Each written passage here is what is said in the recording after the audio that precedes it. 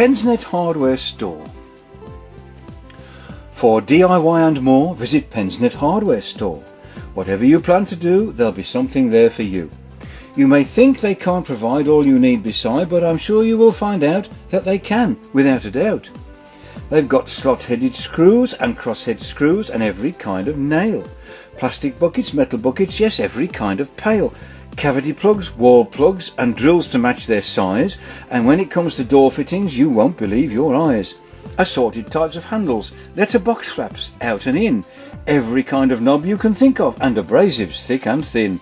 Hinges, door stoppers, address numbers, window catches too, not forgetting threaded rods and coach bolts which pass through anything you're fixing, like the posts making your fence, and reasonable prices mean you won't run short of pence. Plumbing, I find, is a challenge I like, which can be almost fun. That is, until your end feed joints leak once the water's on.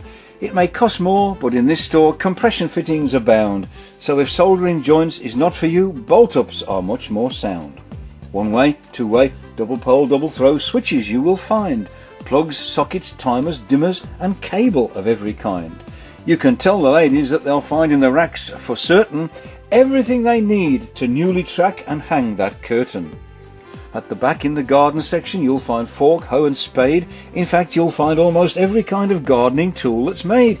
Plastic boxes, hosepipe reels, slug pellets and squirters, weed killers, aphid sprays and liquid too that nurtures roses and other garden plants growing in compost you'll get here, and chemicals which, when carefully applied, will keep your pathways clear.